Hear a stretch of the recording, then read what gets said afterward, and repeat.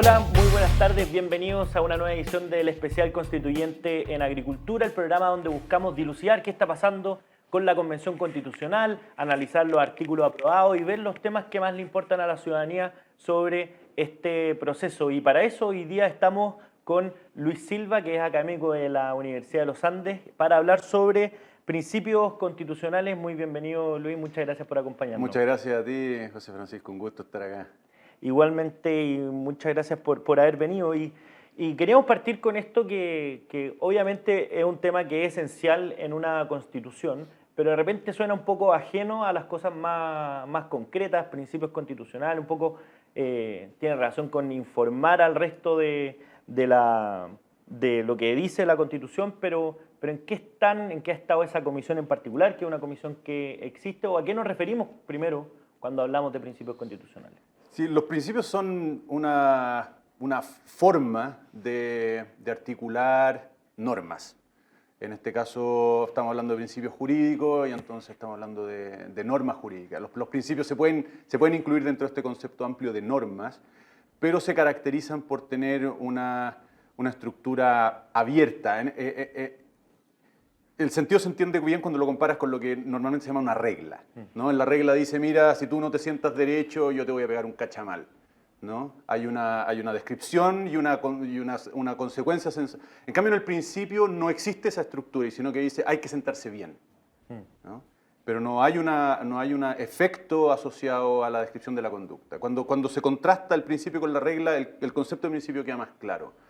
Y cuando vamos a los principios constitucionales, básicamente de lo que se está hablando es de definir matrices que deben orientar el quehacer constitucional en la aplicación. Cuando digo el quehacer constitucional estoy pensando en el ethos que deben observar los aplicadores de la Constitución, piénsese parlamentarios, fundamental, los poderes del Estado, básicamente. Y después también el resto de los operadores jurídicos, pues, ¿no? Los abogados, los jueces debieran tener en cuenta los principios a la hora de entender la Constitución. Tienen la virtud, por una parte, de resumir de una manera muy intensa intenciones, podríamos decir, ¿no? En este caso del poder constituyente. Tienen el defecto, que para mí es muy importante, que es que no asocian consecuencias al principio. No hay consecuencias asociadas al principio y de hecho el principio tampoco describe conductas. En ese sentido es bastante inútil para regular las conductas, porque tú no... de hecho, el principio en realidad, cuando yo le dije siéntate bien, no es sentarse bien, es como el principio es, mira, hay que guardar las formas, ¿no? Por ejemplo, ese podría ser el principio, no hay que guardar las formas. O hay que ser y parecer, ¿no? Y después uno dice, bueno, ¿qué significa eso exactamente? ¿Sentarse derecho o siéntate como te nazca? Nadie sabe, ¿no? Entonces, normalmente los principios están allí como en el trasfondo de la normativa, que normalmente se expresa a través de reglas. Entonces, cuando hay mucho principio, yo creo que es nefasto, porque en el fondo tú abres la manga a los aplicadores del derecho para hacerle decir a los principios prácticamente cualquier cosa, ¿no?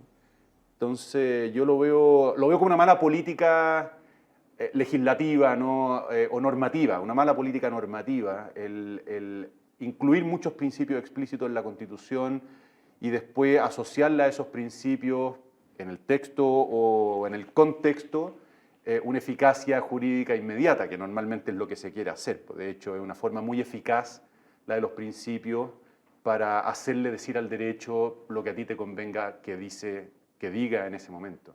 Claro, me imagino que puede tener también un efecto importante en la justicia constitucional al momento de interpretar alguna norma a la luz del principio, y ahí es donde se pueden poner más creativos los... Claro, hay un principio que yo suelo poner los ejemplos en clase que sirve para todo, que es el principio pro homine. No sé si has escuchado de él, pero ¿no? O también son todas fórmulas bastante favor persone, ¿no es cierto? Favor de la persona. Y básicamente lo que dice este principio, mire, hay que interpretar las reglas de la forma que sean más convenientes a la persona humana. ¿Y qué diablos significa eso? Tú con ese principio, perdón, puedes hacerle decir al derecho cualquier cosa, ¿no? Puedes justificar el aborto, como puedes decir, mire, no hay aborto. Puedes acabar con el subsidio a un colegio confesional, como justificar un subsidio a un colegio confesional. En fin, es un principio que te sirve para cualquier cosa, ¿no? Entonces, Sí, no, ya perdí el hilo de tu pregunta, pero ya voy ahora No, acá. era precisamente en qué consistía lo del principio constitucional. Y en ese sentido, como para dilucidar e ir acercándonos a lo que se está tramitando en la Convención Constitucional, una buena idea sería mirar la historia de Chile. Y en esta materia de principios constitucionales, hay una parte de la Constitución actual que se dice, mira, esto sería una parte de principios, porque obviamente tampoco es 100% claro, no está establecido explícitamente, pero sí se ha entendido que la primera parte de la Constitución es una cuestión que informa a todo el resto de la norma. Hay algunos que dicen, mira, esto en general se suele incluir como en los preludios y no en el articulado, la Constitución está en el articulado. ¿En qué está eso en la institucionalidad actual? O sea, en la actual los principios no tienen un lugar identificable en la Constitución, no hay un capítulo de principios y de hecho yo tendría que, o sea, habría que revisar, pero no se me viene a la cabeza ahora ningún principio formulado de manera explícita. Todos los principios que uno asocia con la Constitución vigente son principios que se extraen de las normas. Claro, ¿no? sería como los deberes que se le exige al Estado, no sé, estoy inventando transparencia. Por ese tipo de cosas. ejemplo, pero también subsidiariedad, que ha Sí. sido tan debatido, ¿no es cierto?, tan controvertido y que todo el mundo sabe ya a esta altura, o debiera saber, que no está en la Constitución, no está explícito, sino que tú lo puedes extraer a propósito de normas relativas con las prestaciones de salud, con la educación, con la libertad de asociación, con la definición de familia y la libertad económica, etcétera, ¿no? Pero el principio de subsidiariedad no está explícito y de hecho a mí me parece eso lo más sano, definitivamente. Una constitución que incorpore un capítulo de principios, ¿no? Es como mostrar la tramoya de alguna manera, ¿no? O sea, creo que hay un cierto mal gusto constitucional, podríamos hablar, ¿no? Va a ser una constitución en ese sentido a poco estética. Pero, y respecto de la constitución actual también, creo que es interesante los principios que pueden identificarse en las normas que se están aprobando, porque una cosa, ¿no es cierto?, es declarar principios tal y como lo estábamos entendiendo, en donde qué significa algo completamente abierto, y otra es cuáles son los principios que están operando en la redacción de las normas, ¿no? Y hay dos que yo creo que es interesante ponerle un ojo y que sirvan como ejemplo, porque no creo que sean los únicos dos. Pero uno, por ejemplo, el principio de subsidiariedad, porque es evidente que en esta Constitución en la Constitución que están redactando, el principio está jugando un rol, porque cualquier Estado que no se declare totalitario tiene que admitir un margen de iniciativa de la ciudadanía organizada o como individuo. Y es el caso de este texto. Pero hay un elemento en el principio de subsidiariedad que en la Constitución actual es muy importante, que es la familia, ¿no? O sea, bueno, ahí en la Constitución está definido, ¿no?, como núcleo fundamental de la sociedad y de hecho es la asociación natural sobre la cual pivota en la práctica la subsidiariedad. Y a mí me parece que en el texto que se está redactando la familia pierde ese protagonismo en el principio y por lo tanto creo que el principio se debilita de manera importante. Obviamente, insisto, está allí, está presente, pero con esta definición que hay ahí de las familias y explicitando que los lazos de consanguinidad, afinidad no juegan ningún papel en la definición, etcétera, que por supuesto se hace cargo de la realidad, pero renuncia a un ideal que yo creo que es importante, el principio de subsidiariedad queda debilitado.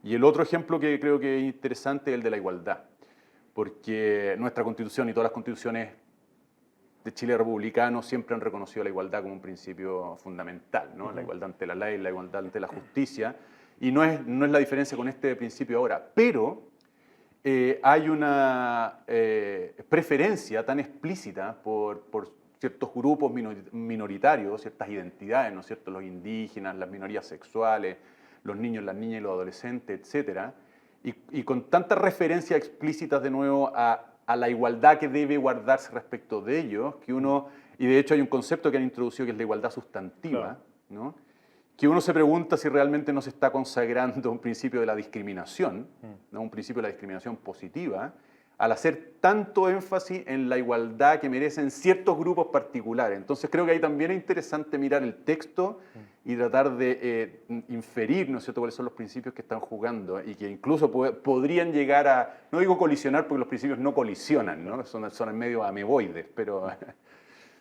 Y ahí, en relación a la Constitución, o sea, a la discusión constitucional actual, especialmente en la Convención, cuando se hace esta comisión de principios constitucionales, de repente uno ve la tramitación y es muy difícil que no intervengan en el resto de las cosas más concretas, es decir, esta diferencia que haces tú entre los principios y las reglas.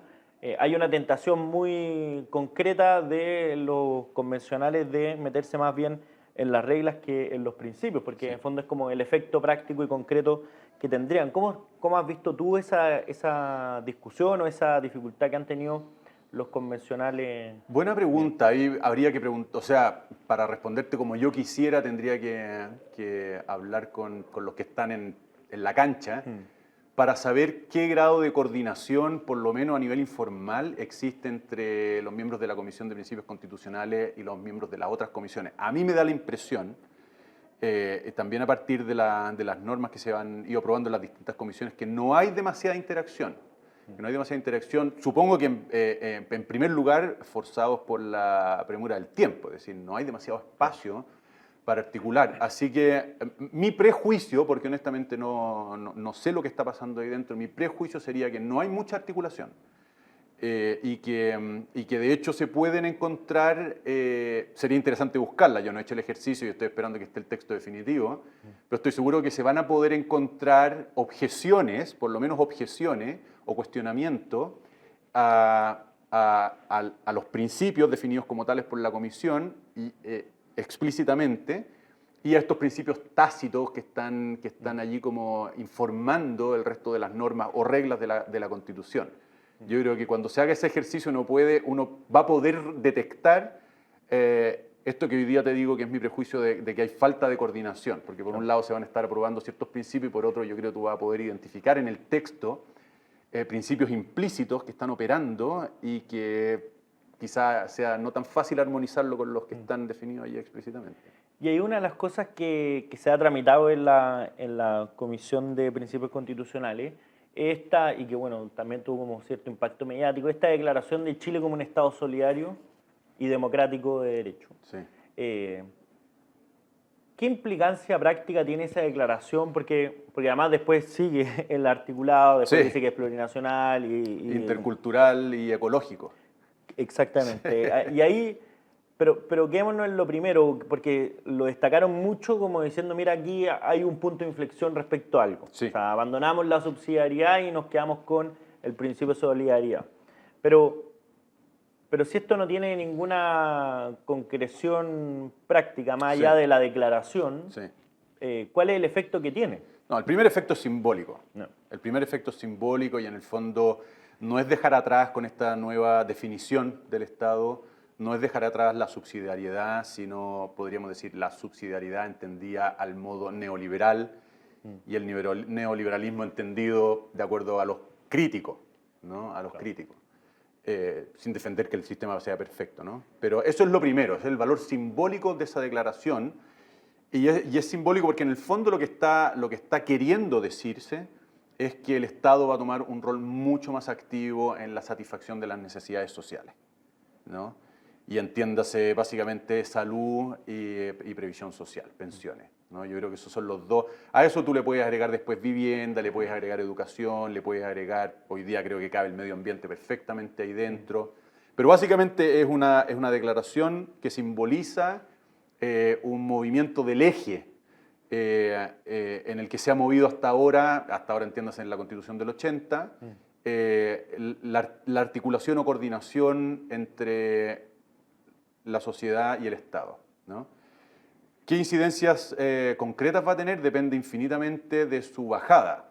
Y cuando hablo de su bajada, me refiero en primer lugar a las normas constitucionales que le den cuerpo a la libertad de asociación, a la libertad económica, al derecho a la vivienda o al medio ambiente, etc., ¿no? Ahí vamos a tener las primeras pistas de cómo va tomando cuerpo ese concepto. Y después, obviamente, la legislación. Pues la legislación aquí es realmente la madre del cordero, porque es la que va a precisar con un detalle operativo ya para los ciudadanos de a pie el significado de esta declaración.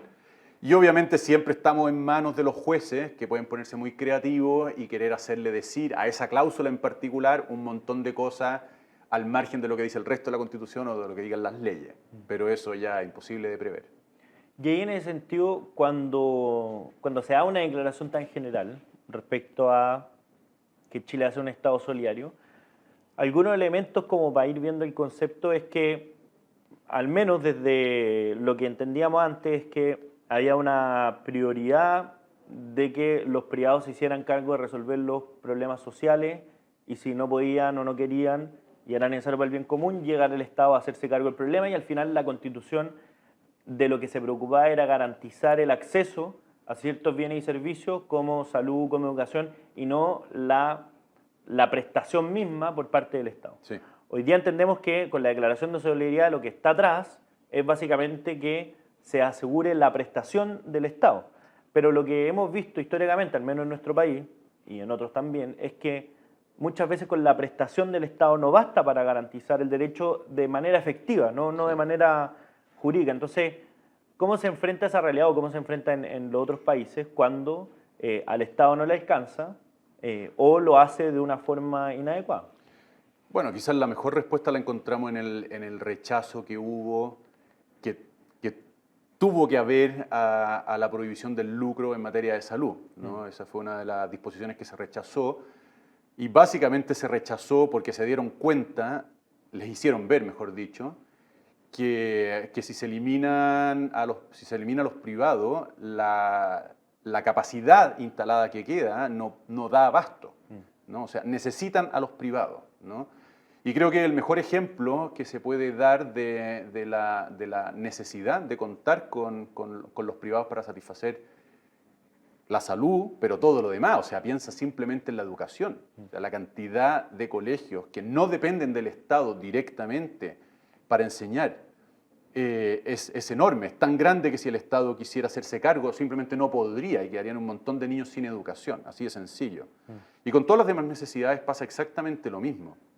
Lo que uno ve, y esto creo es muy interesante discutir, pero no sé si este es el lugar y nos va a dar el tiempo, pero creo que es muy interesante, es el subsuelo de esta discusión y su, vamos a decirlo así, eco en la ciudadanía, porque lo que uno ve en la dinámica que ha tenido la constituyente y en las normas que han ido decantando, es un esfuerzo muy importante por garantizar, por asegurar, ¿no? Asegurar el acceso a Internet, asegurar la igualdad sustantiva, asegurar.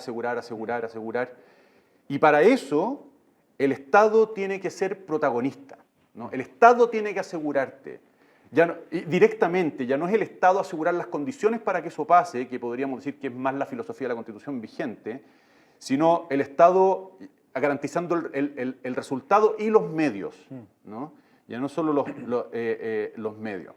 Entonces, y eso tiene una cierta atracción en la ciudadanía, que muchas veces por su expectativa o por las necesidades reales que padece, dice, mira, ¿a mí de qué me sirve la libertad si no tengo garantizados estos bienes básicos? Y por lo tanto, estoy dispuesto, esto lo estoy poniendo de manera muy radical, pero es para ilustrar, estoy dispuesto a renunciar a mi libertad o a mis cuotas de libertad, que básicamente me asegura, consisten en el eje actual, podríamos decir, ¿no? Con tal de que me garanticen salud, pensiones, educación, un medio ambiente libre de contaminación, etc. Y esa es la discusión que yo veo, o sea, ese es el trasfondo de la discusión que yo veo hoy día, ¿no? El estar dispuesto a renunciar a libertad por seguridad. Y esa seguridad, ¿no es cierto?, precisamente porque se desconfía de los privados, que tienen un margen de libertad, la tiene que garantizar el Estado. ¿Y cómo conversa eso con esta declaración macro y que algunas veces no se pueden hacer cargo en lo práctico? No sé, por ejemplo, ahora se está discutiendo lo del derecho de vivienda y claro, se puede decir que se va a garantizar, pero después la posibilidad concreta o real dista mucho a veces de lo que dice la declaración. Ahora muchas veces está como de moda la comparación, ¿verdad? Como, no sé, mira, en Venezuela se garantiza el derecho a la vivienda digna. Pero claro, hay gente que camina miles de kilómetros para venir a vivir a una carpa en Chile. Entonces, ¿por qué se garantiza allá, con este Estado social también?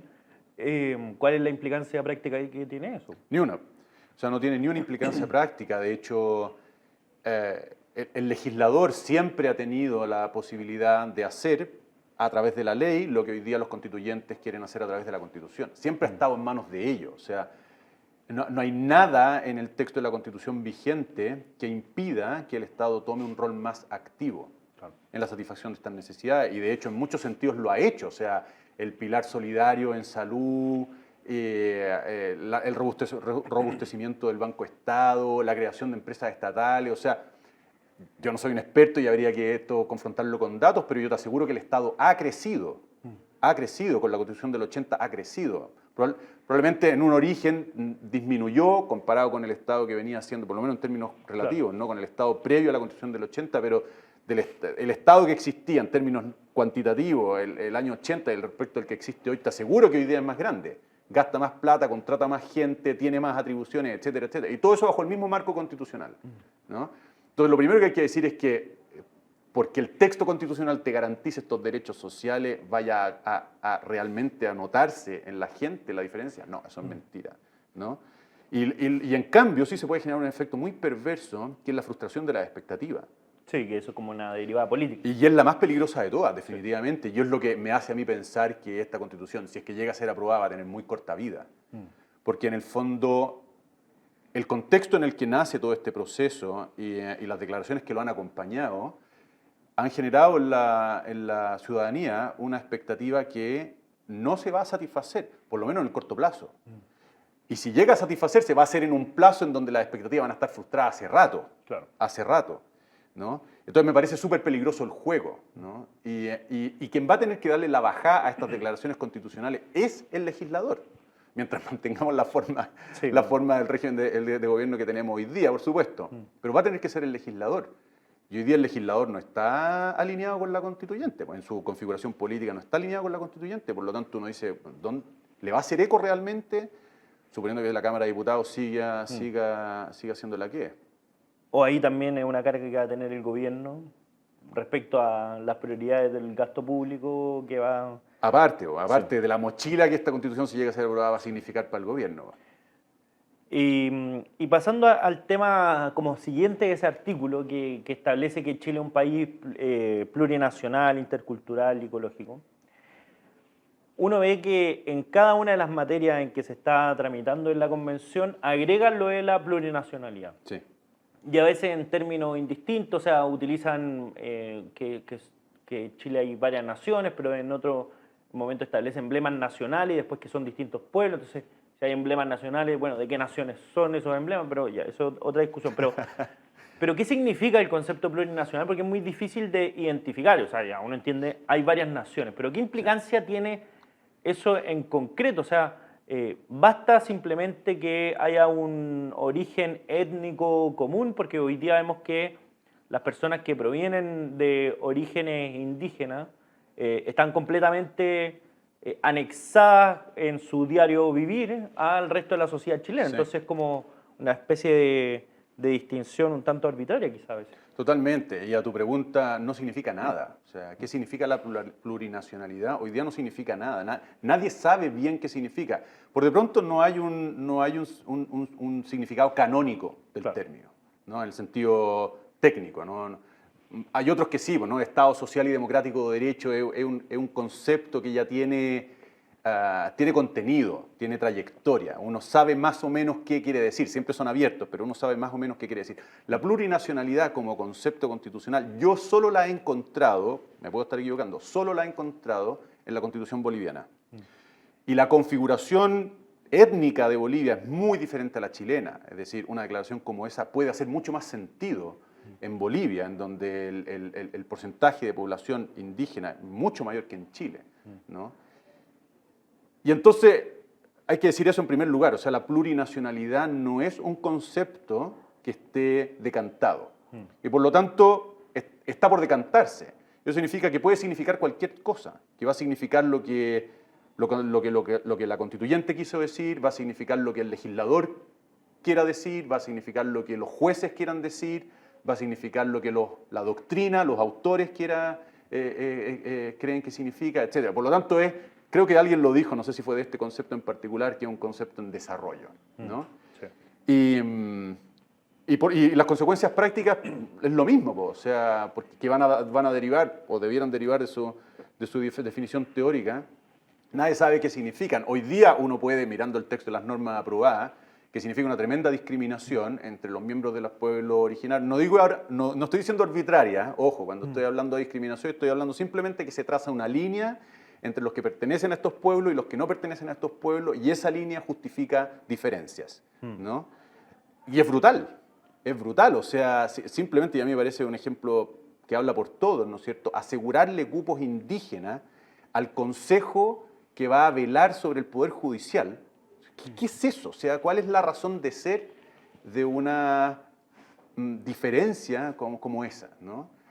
Y de ahí suma y sigue, o sea, la plurinacionalidad o la discriminación entre miembros de las etnias y los no miembros de las etnias es salvaje, o sea, atraviesa, pero todos los artículos de la Constitución prácticamente. Y además es curioso que se establezcan ciertas instituciones que son como ad hoc, pero también para el resto también haya una especie de cuota. Es decir, hay tribunales indígenas, pero también el resto de los tribunales tiene una cierta cuota indígena. Claro. O, por ejemplo, le aseguras, que tampoco sabemos bien qué va a significar, pero le aseguras territorios autónomos. Claro. O le aseguras, por ejemplo, la decisión de participar o no participar de la vida cívica del país, porque se les reserva ese derecho a marginarse. No sé qué significa tampoco, pero se les reserva en el texto ese derecho a marginarse. Pero por otro, le estáis asegurando cupo en la Asamblea Legislativa Nacional. Entonces tú decías, a ver, pues viejo, o sea, ¿cuál es la línea que está definiendo estas normas? ¿No? Y es un zigzagueo salvaje. Entonces, no, mira, yo no me habéis pedido la opinión, pero esta Constitución yo creo que está tan mal diseñada que se va a hundir. No va a ser un problema de voluntad política, va a ser un problema de diseño, ¿no? Es como, mira, hiciste un barco con muy buena voluntad, pero te quedó mal hecho, viejo, se va a hundir cuando lo metáis al agua. Yo creo que con esta Constitución va a pasar eso, porque tiene unas contradicciones internas salvajes, ¿no? Este de los indígenas, uno de ellos, el Estado regional versus las potestades del poder central, es otro quilombo, y en fin, así suma y sigue. Luis Silva, Académico de la Universidad de los Andes, muchas gracias por habernos acompañado en este especial constituyente. De nada, pues, José Francisco, un gusto, y espero repetirme el plato. De todas maneras. Muchas gracias por habernos acompañado en este especial constituyente de agricultura. Atentos a las próximas ediciones porque vamos a seguir dilucidando qué está pasando con la discusión constitucional. Nos vemos, que esté muy bien.